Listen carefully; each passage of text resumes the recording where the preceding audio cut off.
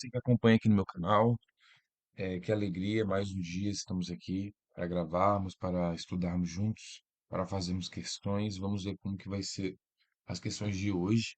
Como todos os dias fazemos questões ao vivo, né, surpresas, fazemos todas as questões do Revalida, né, da banca do INEP, o FMT, o USP, o FF, o MIRG, entre todas as outras bancas de todos os anos. E agora a gente está na questão 365. Ó, Revalida 2025 INEP. Se você não assistiu os vídeos anteriores, fique à vontade. Vai ter mais vídeos também. E é isso. Vamos seguir, né? Na última aula falamos sobre poliomielite, leishmaniose cutânea, visceral, esquistossomose. Vamos ver aqui. Sepse, que mais?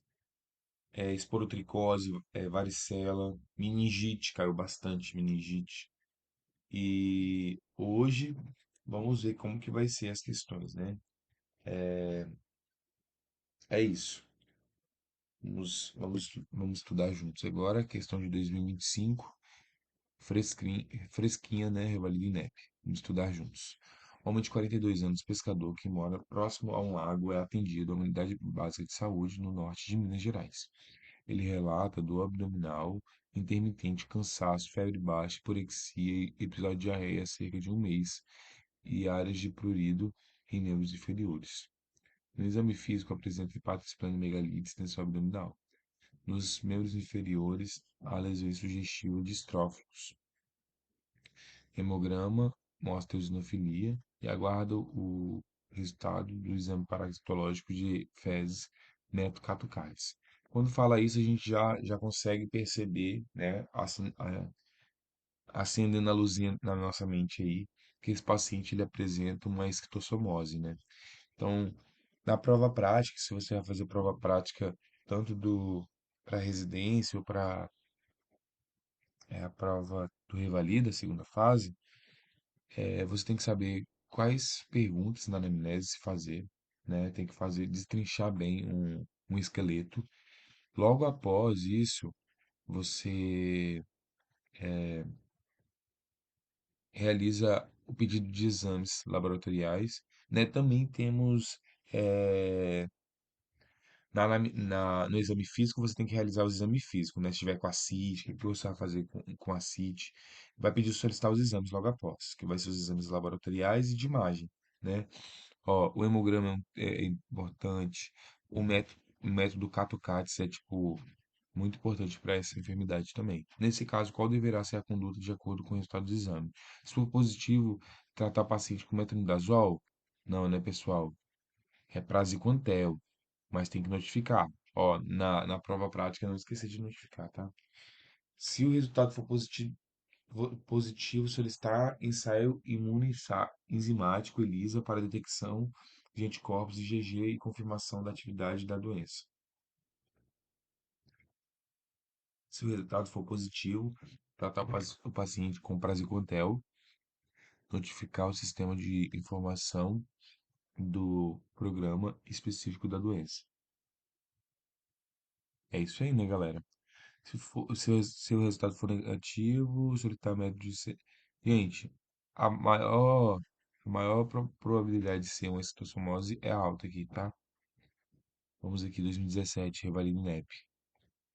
A figura abaixo apresenta as fases da influenza pandêmica de 2009, estabelecidas na OMS, e atualmente a fase de alerta pandêmico para H1N1 é de pós-pandemia. Considerando a figura e as informações apresentadas, assinale a alternativa correta sobre o estado de preparação e a resposta à pandemia de H1N1. Vamos abrir juntos aqui. Ai, ficou ruim. Deixa eu. Então, a primeira e a terceira fase foi infecção predominante em animais poucos casos humanos. Deixa eu só ver aqui as perguntas que a gente vai tentar ver qual que se encaixa melhor na resposta, né? Na fase 3 é a transmissão direta de pessoas de pessoa a pessoa do vírus, de pessoa a pessoa do vírus recombinante já é suficiente, segundo a OMS, para sustentar o surto em comunidades. Né? Não, né, gente? Está ainda se replicando na primeira, se não, se tem pouco caso em humanos. Na quarta fase, a OMS realiza desenvolvimento e a distribuição de insumos voltados para a produção de vacinas específicas para o controle da pandemia. Transmissão sustentada entre humanos. É isso aí, né, pessoal? Quando começa a transmitir entre humanos, já começa a fazer vacina, né? Como aconteceu no Covid. Eu nem vou ler os outros, ah, porque eu acho que é isso mesmo. Ó, na fase 5, a maioria dos países está sob risco de ocorrência dessa doença. E por essa razão ela é considerada como pandêmica pela OMS. Infecção humana generalizada.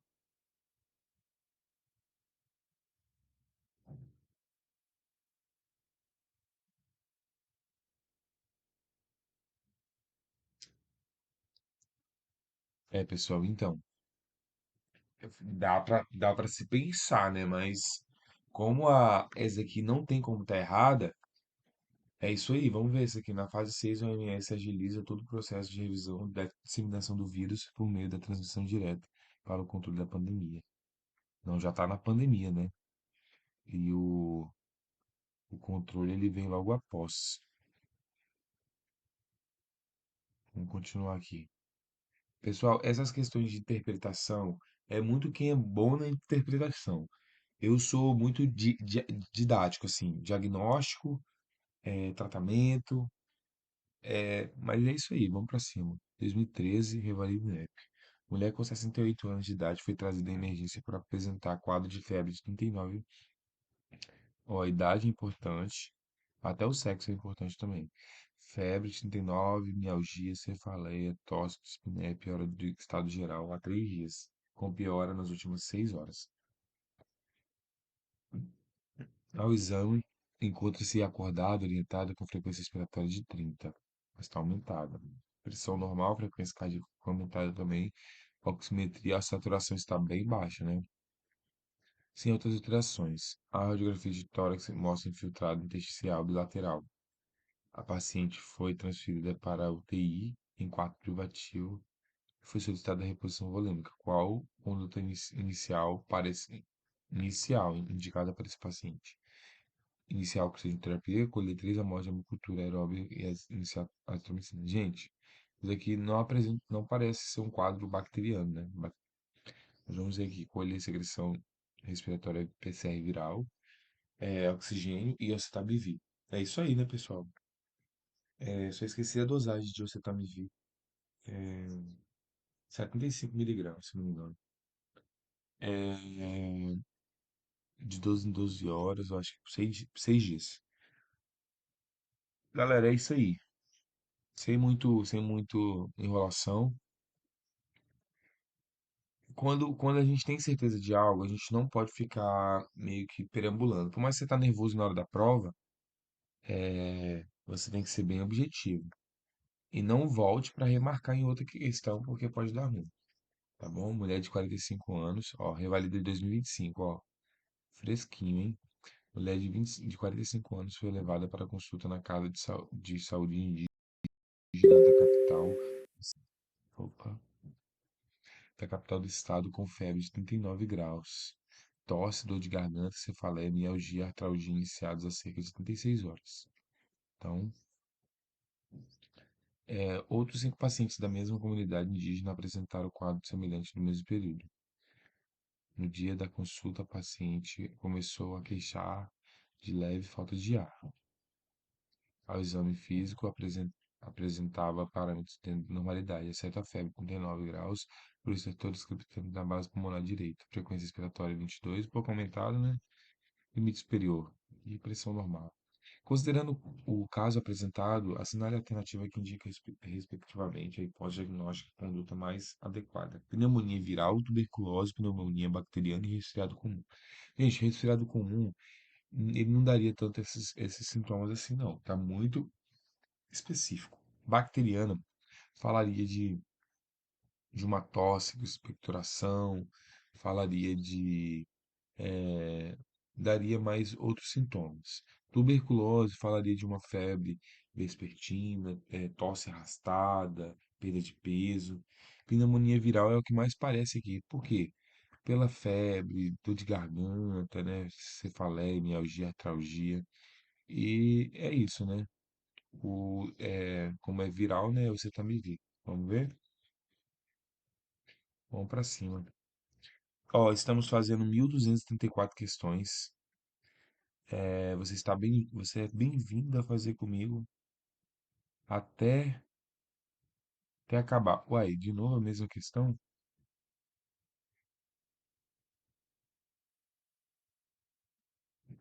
É, ó, já foi respondido, então a gente tinha acertado, né? Vamos passar. 212, ou 2002, 2012, Revalida INEP. Uma paciente de 25 anos de idade com história de obstétrica de gesta 1 para 0, aborto 0, com 28 semanas de idade gestacional. Foi atendida na UBS, referindo que há 2 dias está gripada, fez uso de medicação sintomática. Resolveu vir ao posto de saúde porque está tossindo muito. Encaminhado para o serviço, está com febre, frequência respiratória aumentada e abaixo, né? Qual a abordagem indicada? Encaminhar a paciente para internação hospitalar, solicitar hemograma completo e radiografia de tórax com urgência, orientar hidratação, paracetamol e retorno piorar, hemograma completo, vitamina C, de nebulização, prescrever de nebulização sem uso de broncodilatador e reavaliar a paciente 24 horas, 48 horas. Pessoal, uma paciente que está gestante já tem que internar, né? A gente não pode pensar muito, não. Tá gestante, deu algum BO, interno. E 28 semanas também? É, bora pra cima. Fazemos todos os dias 28 questões, né? Todos os vídeos têm 28 questões e é até o dia da prova do Enamed e do Revalida, tá? Vai ser esse ano, então vamos estudar juntos até o dia da prova. Vamos seguir aqui. 2017, Revalida INEP. Uma mulher com 60 anos de idade, previamente rígida, relata em atendimento médico lesões cutâneas e dolorosas no dorso, surgidas há menos de 24 horas. Ao exame físico, evidencia-se presença de erupção vesiculosa sobre base hematosa de localização lateral do trajeto dermato. Isso é herpes, né? Com base nessas zoster, herpes zoster. Com base nessas informações, o principal hipodiagnóstico para o caso é correto afirmar que o tratamento antiviral oral previne a dor crônica por neuralgia. A dor crônica por neuralgia é uma complicação frequente e debilitante. A amitriptilina não serve para indicado no controle da dor crônica por neuralgia. A dor intensa provocada por neurite aguda é característica e raramente presente na apresentação clínica. Gente, ela é frequente, sim, tá, pessoal? Essa dor intensa. A amitriptilina, sim, serve para dor, tanto que serve para fibromialgia também, tá, pessoal? Então, tá errado aqui também. A dor crônica por neuralgia é uma complicação frequente e debilitante? É uma dor crônica, ela é mesmo. Vamos passar. É questão de 2020, Revalida INEP. Um homem com 54 anos de idade, transplantado no renal, há 3 meses apresenta há cerca de 7 dias febre elevada de 40 graus, tosse pouco produtiva, escarro pouco purulento e dor torácica esquerda. Ele procurou o serviço onde realizou o transplante de órgão, sendo observada a presença de febre elevada e ausculta pulmonar com estertores crepitantes difusos, além de semiologia compatível com derrame pleural à esquerda. O grande escarro não mostrou patógenos, mas apenas alguns polimorfos nucleares. Então quer dizer que é bactéria, né? A tomografia de computador de tórax, realizada no mesmo dia, revelou opacidades alveolares arredondadas no derrame pleural leve à esquerda. Como o paciente respondeu bem à administração de antitérmico, mantendo bom estado hemodinâmico, o padrão respiratório satisfatório foi liberado para casa com prescrição de amoxicilina clavulanato. No entanto, após 4 dias de tratamento, mantinha-se febril, sem melhora do quadro clínico. Nova TC revelou que algumas das opacidades paraquematosas iam evoluído com escavação central. Foi formulada a hipótese de pneumonia por Legionella pneumophilia. Em função de o paciente estar em tratamento imunossupressor com ciclosporina e tacrolimus, qual é o tratamento antimicrobiano adequado a ser prescrito? Gente, foi um texto, né? Tá bom, que eu vou relevar esse texto, mas a parte central é que foi formulada hipótese por pneumonia por Legionella pneumophila. Pneumophila. Pessoal, qual é o antibiótico que trata Legionella? Doxilina, amoxicilina, levofloxacino, sulfametoxazol, trimotropin. Levofloxacino, né, pessoal? Vamos pra cima. Algumas questões são fáceis, outras nem tanto, mas a gente segue firme.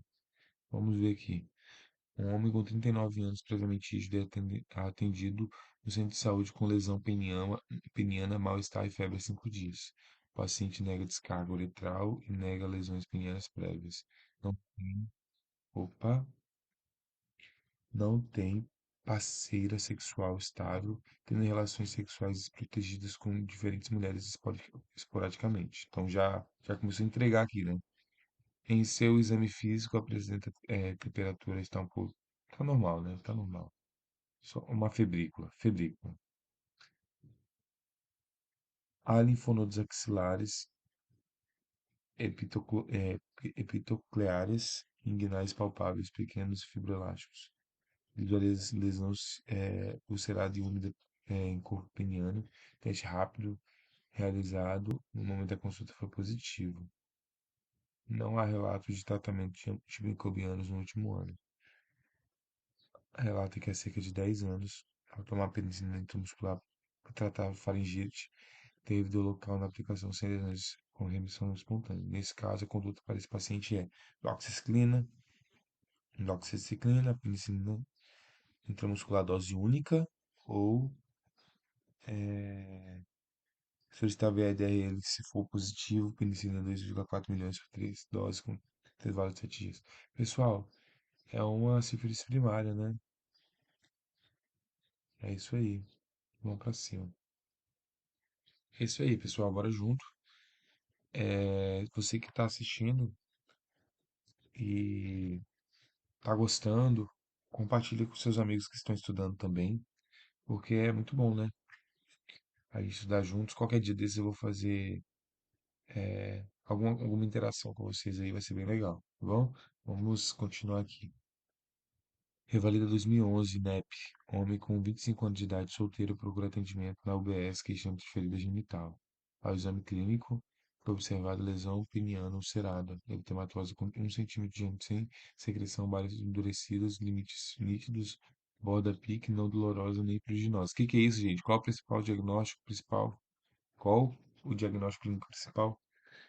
Sífilis primária, né, pessoal? É o cancro duro. 2011, viu? Essa foi longe, mas continua sendo atual. 2015, revalida INEP. Um homem de 25 anos de idade comparece ao UBS, queixando de feridas na genitália, que apareceram há 7 dias, 3 semanas após uma relação sexual desprotegida. Ao exame apresenta lesão na glande, 0,6 milímetros de diâmetro, e na bolsa escrotal com 0,4 milímetros de diâmetro, ambas com bordas e bases endurecidas, fundo liso e brilhante, com pouca secreção serosa e pouco dolorosa. Observe-se adenomegalias inguinais, bilaterais móveis e dolores não suprativa. O paciente refere ser portador do vírus HIV. Foi diagnosticado há um ano. Foi realizado o teste rápido para sífilis, deu positivo, considerando exposto que os procedimentos médicos. Desculpa. Considerando o exposto que procedimentos o médico ou assistente deveria adotar. respectivamente, para o exame do líquor e para o tratamento do paciente. O que que esse paciente tem, né? Ele é portador de HIV, está tendo algumas feridas. Qual o exame que a gente vai solicitar e qual o tratamento, né? Revalida isso. Enamed também. Ele vai perguntar qual o diagnóstico, qual o tratamento, como vai funcionar. Então vamos aqui, VDRL ou FTABS? VDRL, né, pessoal? Ele está com aparentemente uma neurosífilis.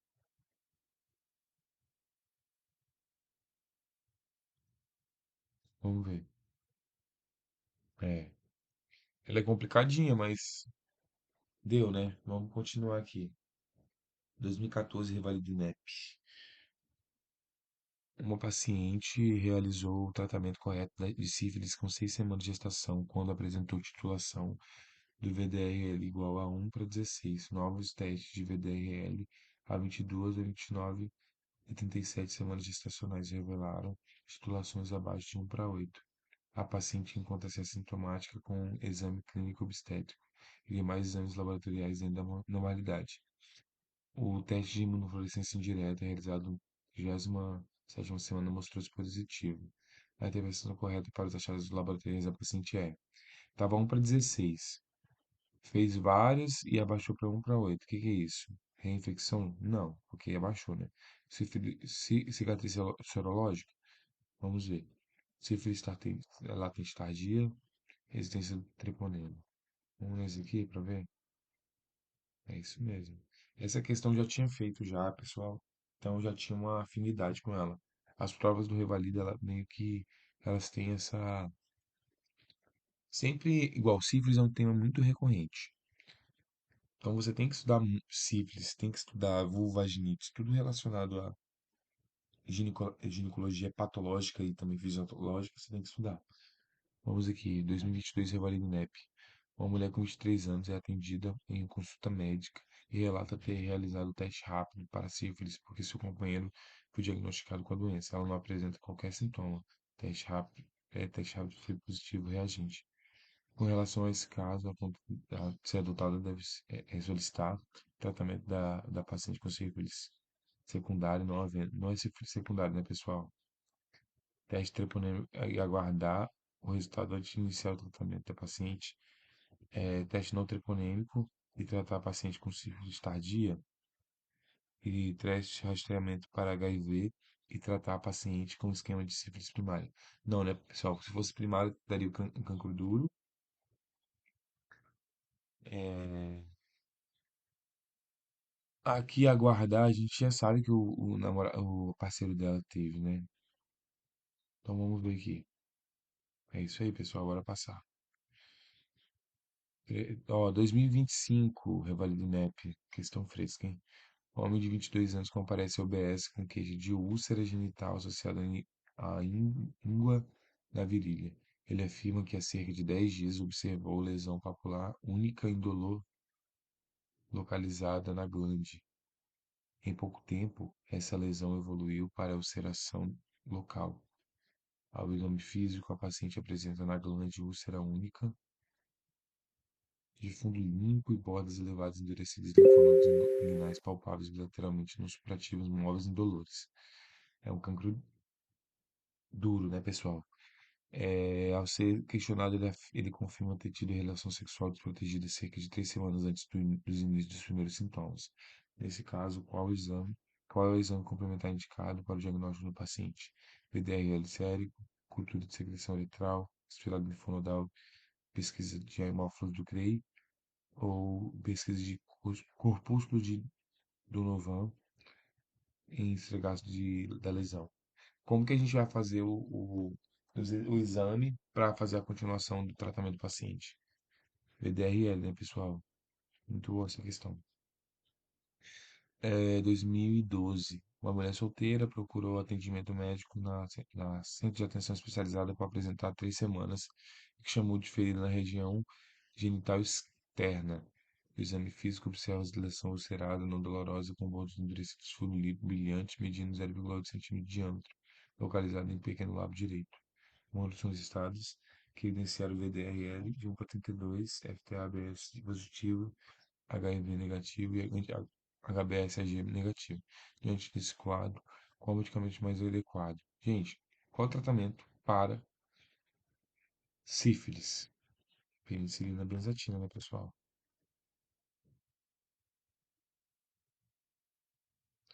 Ai, Revalid NEP sendo Revalid NEP. Bora, 2021 Revalid NEP. Um homem de 27 anos de idade, homoafetivo, com atividade sexual ativa e passiva com múltiplos parceiros, ocasionalmente sem uso de preservativos. Procura UBS com quadro arrastado de dor no retal e tenesmo retal associado a descarga anal, mucopio sanguinolenta, além de febre, calafrios, cefaleia, mal-estar e íngua, mialgia íngua direita. Segundo informa, o quadro iniciou-se há cerca de 7 dias. Nega infecções sexualmente transmissíveis recentes, tendo sua última relação sexual não protegida ocorrida 4 semanas antes. Nega ter observado qualquer lesão cerada genital ou anal no período. Suas vacinações estão em dia, mas nunca recebeu vacina contra o HPV. Ó, como que é importante vacinar contra HPV, gente.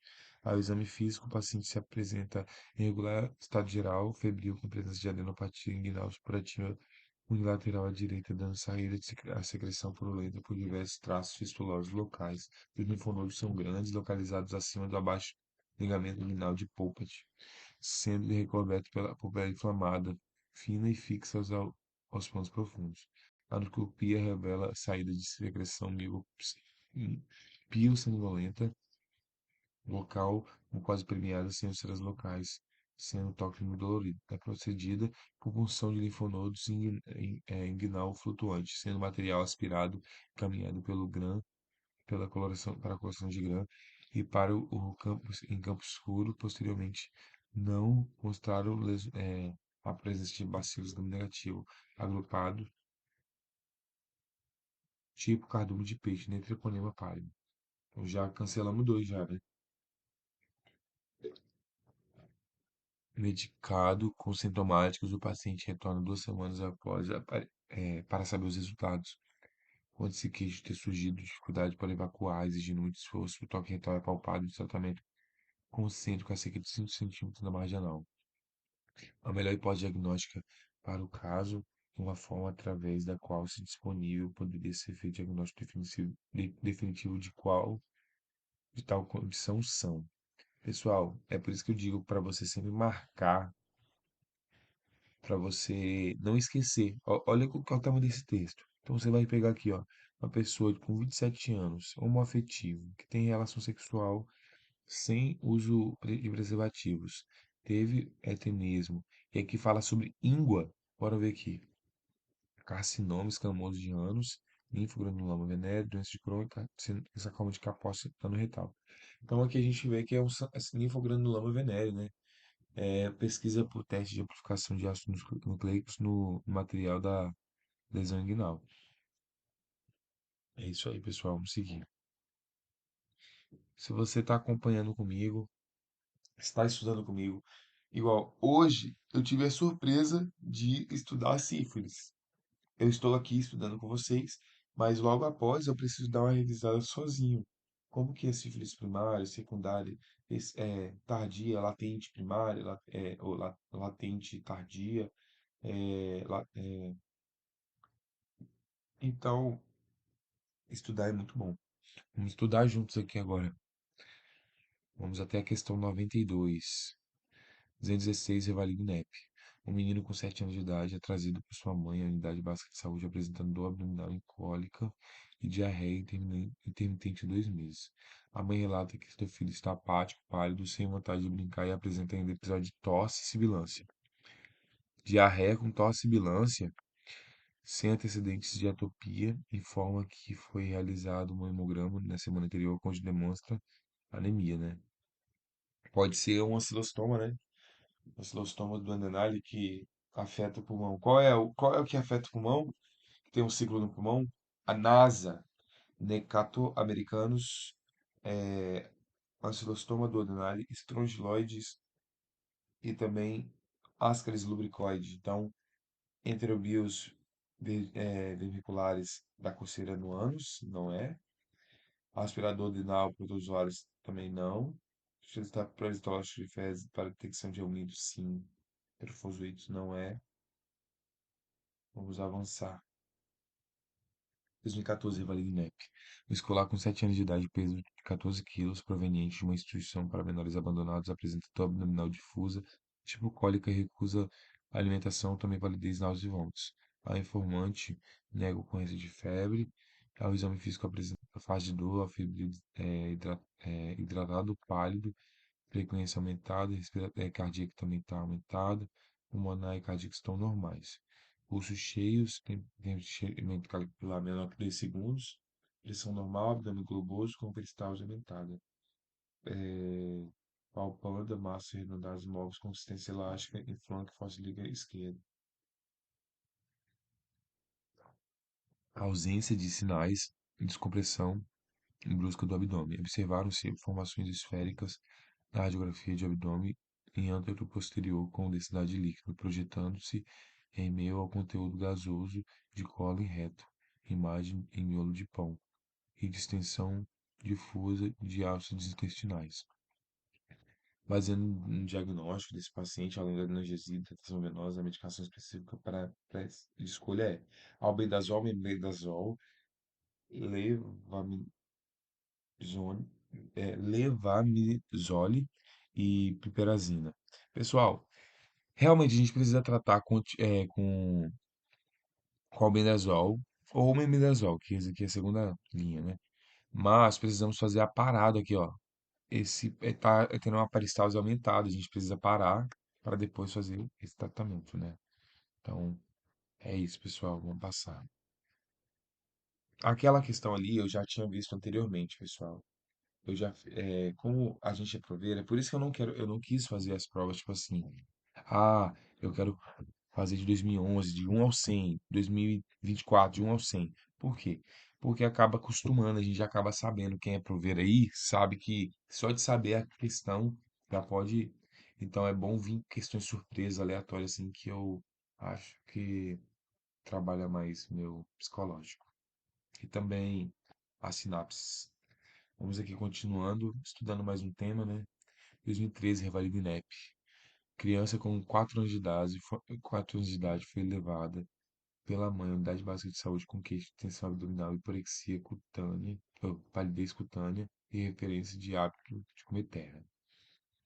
Foi realizados exames laboratoriais observados anemia com predomínio de neutrófilo, de eosinófilo, desculpa pessoal, eosinófilo, ferro sérico também diminuído, tendo por base a prevalência das doenças parasitárias no nosso meio. Os sintomas apresentados pela criança de exames registrados deve considerar o diagnóstico dele. Gente, uma criança que está com distensão abdominal, anemia, o que que você tem que pensar? Tenias, giardias, amebias, enterobias e ancilostoma. Ancilostoma, né, pessoal? É uma diarreia do abdominal que dá anemia. Vamos ver aqui, 2012, revalida INEP. Um paciente com 50 anos de idade, morador da zona rural, em condições precárias, sem banheiro de residência e sem água, rede de água e esgoto na localidade, procura a UBS por apresentar dor abdominal de leve intensidade, epigástrio e piora com alimentação associada a náuseas. Também refere urticária. O exame parasitológico de fezes foi negativo. Qual o diagnóstico mais provável? 2012. Ancilostoma, ascaris, ascaridíase, giardíase, estrongiloidíase ou esquistossomose. Pessoal, estrongiloide, né, que dá dor abdominal e coceira, essa coceira. Se fosse falasse de anemia, aí a gente poderia pensar, ascaris, se a gente falasse de, seria outra situação. Esquistossomose, todos esses seriam outra situação. Giardíase também daria flatulências, talvez teria muco nos fezes também. Vamos passar aqui 2015, Revalida INEP. Uma menina de 7 anos de idade é trazida na UBS pela mãe com queixa de prurido na região genital. 2 semanas. Mostra que é mais intenso à noite. A mãe relata que uma menina da mesma idade que mora na casa ao lado tem apresentando os mesmos sintomas semelhantes. Ao exame, detectou-se ausência de sangramento e corrimento e que a membrana imenal está íntegra. Nota-se apenas presença de eritema na região vulvar e perianal. Quais são, respectivamente, a hipótese diagnóstica e a conduta a ser adotada nesse caso? Pessoal, enterobias, né? é, Quando fala sobre coceira, mais intenso à noite, é, você tem que assinar, e pessoas que têm um quadro semelhante, você tem que assinar aí na sua cabeça enterobíase, também tratar todos que estão próximos, né? Vamos seguir aqui para mais uma. Daqui a pouco você vai ter aquele descanso, você vai poder dar uma respirada, aí depois você volta e estudar de novo. E é assim a vida. Vamos para cima. Revalida 2014. Uma criança com 6 anos de idade, natural e procedente da região norte do Brasil, é internada em um hospital com história de febre há 6 meses, de caráter intermitente. Não apresenta diarreia. Perda de 3 quilos de peso desde o início do quadro. Ao exame físico apresenta-se eupneic da murmúrio vesicular bilateralmente concebidos esparsos. Já começa a assinalar na cabeça aí alguma coisa, hein? Bolhas cardíacas rítmicas e normofonéticas. Fígado 4 centímetros revolto costal direito e a 4 centímetros da apêndice tifoide. Base 3 centímetros revolto costal esquerdo sem edemas. Está com anemia, leucocitose, predomínio de eosinófilos, albumina baixa, globulina está aumentada, proteína está normal. Então, o que que é a hipodiagnóstica? E qual que a gente vai fazer? Febre tifoide, leishmaniose visceral, toxocariase ou esquistossomose. Aqui a gente já pode cortar esse daqui de baixo, né? Toxocariase. É isso aí, pessoal.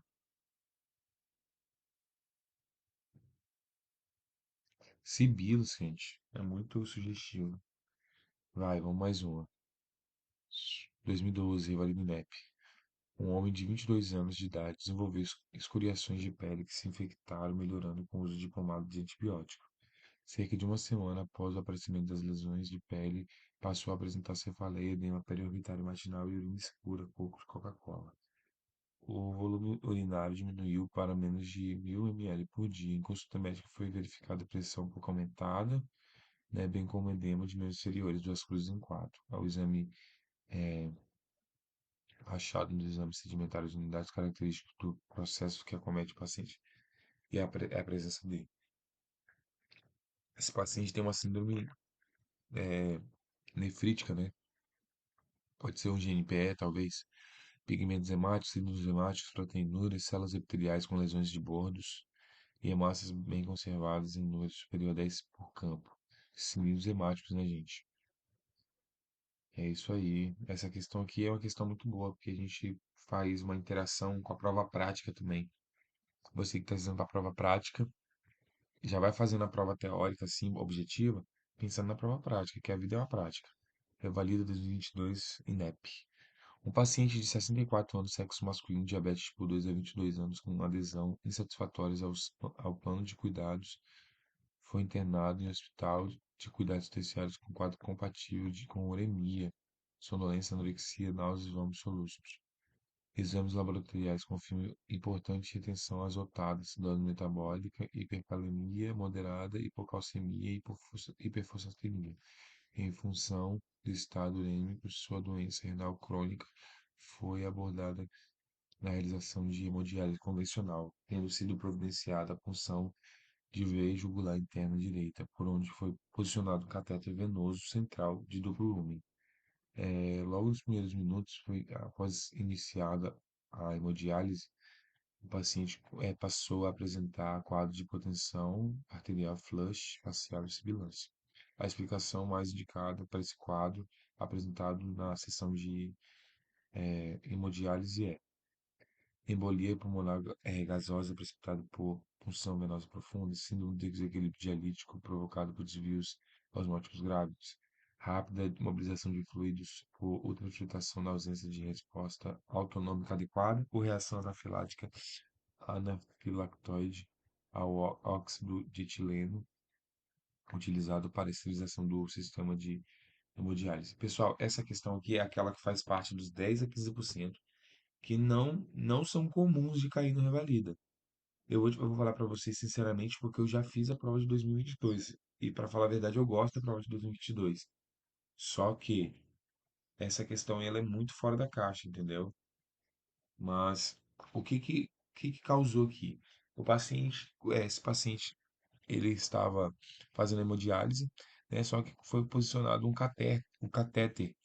E o que aconteceu? Causou, né, uma hipotensão flash-facial e sibilância. Por quê? Por uma reação anafilática, pessoal, ao óxido etileno. Mas é muito específico. Eu não recomendo você aprofundar totalmente, porque não é uma questão tão comum igual aquelas que a gente acabou de fazer, né? Vamos aqui, 2022, Revalida INEP. Paciente de 72 anos com diagnóstico recente, já de tratamento de adenocarcinoma ductal, infiltrante de mama, retornou ao ambulatório de clínica médica com queixa de inchaço. Informou que tem acordado com edema palpebral bilateral e edema de membros inferiores predominante vespertino. Negou dispneia, referiu urina espumosa. Em sua história patológica pregressa, ela há relatos de hipertensão arterial sistêmica, estando ela em tratamento de angiopenia e atenolol. No exame, o paciente mostra-se levemente hipocorada, apresentando edema palpebral bilateral e edema de membros inferiores. Sua pressão arterial se encontrava em 140 por 88. Exames complementares solicitados revelaram dislipidemia, hipercolesterolemia, asculto de LDL, colesterol, hipoalbuminemia e proteína na urina de 24 horas. 24,2. Então, pessoal, tá bem aumentado, né? Então, é uma síndrome nefrótica, né, pessoal? A hipótese mais provável para a queixa atual da paciente é uma disfunção hepática, é um angiodema, induzindo quimioterápico, cardiotoxicidade ou nefropatia membranosa, para neoplásica com síndrome nefrótica. Pessoal, eu, eu não tinha como a gente ficar remoendo em coisa que é, é muito. Uma pessoa que é idosa, que teve hipertensão, que está tendo edema, que está tendo urina espumosa, o que que você tem que pensar? Uma síndrome nefrótica, pessoal. Então, uma nefropatia membranosa com síndrome nefrótica. É isso. Nefropatia é um bom tema para a gente estudar, né? 2023 é Vale do NEP. Qualquer dia desse também eu posso fazer aulas assim com slide e tal, que vai ficar legal também. Mas por enquanto vamos fazer todas as questões do Revalido. 2023 Revalido NEP. Após 2 dias de árduos treinamentos militares sob sol intenso, um recruta com 18 anos, queixa de mal-estar geral, fraqueza generalizada, relatando urina avermelhada e pequeno volume. Levando a uma unidade de emergência, apresenta-se no momento que consulta em regular estado geral, levemente taquipneico, hemodinamicamente estável, com ausculta cardíaca pulmonar normais sem enemas, complementares de creatinina aumentado, ureca aumentado, potássio aumentado. Ó, potássio aumentado. Acidose metabólica moderada, com gasometria arterial com 14. Tá. Além de teste de fita apresentar resultado falso positivo para hemoglobinuria. Feito o eletrocardiograma, o resultado mostra a presença de onda T. Entenda que o paciente recebe a administração de gluconato de cálcio intravenoso. Além disso, diante da hipótese principal, cuja etiologia provável desse parece ser rabdomiólise. Foi isso que eu estava pensando. O paciente é inicialmente tratado por via endovenosa, né, intravenosa, com reposição hídrica, oferta de bicarbonato de sódio, glicoinsulinoterapia, além de nebulização regular com o beta-2 agonista. Algumas horas depois, o paciente mantém-se estável, sem sinais de uremia e congestão pulmonar. Seus exames de então revelam creatinina, ureia, potássio e carbonato. Nesse momento, é, Nesse momento, o médico opta pela instituição de terapia de substituição renal, considerando-se o caso clínico é correto afirmar que a indicação de terapia de substituição renal foi baseada na presença dele.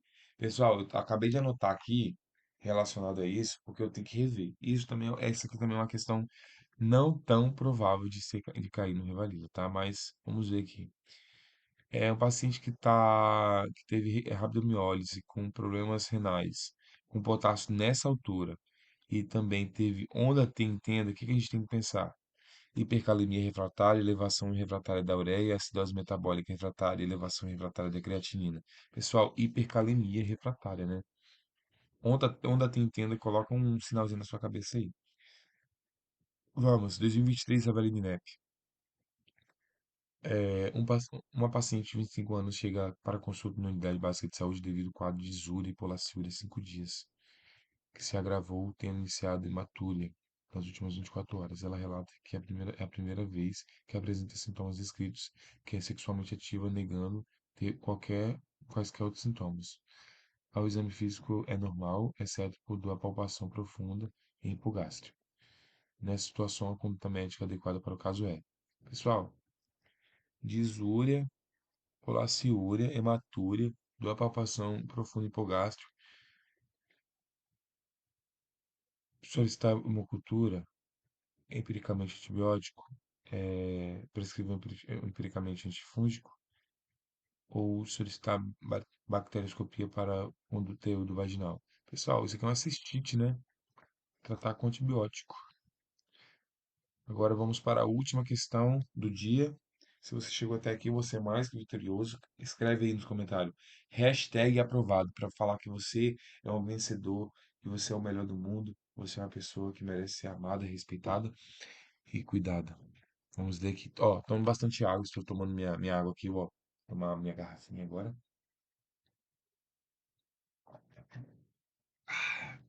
E ler a última questão. Minha garganta está um pouco rouca, que esse final de semana a gente está muito feliz. Graças a Deus, foi muito bom nosso final de semana. Vamos continuar aqui. 2023, Revalida INEP. Um paciente desnutrido com 6 meses deu entrada no pronto-socorro acompanhado por familiares que relatam diarreia abundante e piora progressiva do nível de consciência, que vem ocorrendo há 2 dias. Ao exame, o paciente encontra-se desidratado, hipocorado, sonolento, comatoso e sem sinais localizatórios. Mantido em ambiente, colheu-se gasometria que revelou a acidose, né? 7,2. Pressão parcial está um pouco aumentada. Pressão parcial também está alterada. Saturação um pouco baixa, né? O carbonato também. E excesso de base. Galera, eu vou falar uma parada para vocês. Depois eu vou até escrever aqui sobre gasometria, porque é um tema que sempre precisa estar revendo. A gente sabe que aqui existe uma acidose, porque a pH está baixa. O CO2 e o PO2 e o O2 está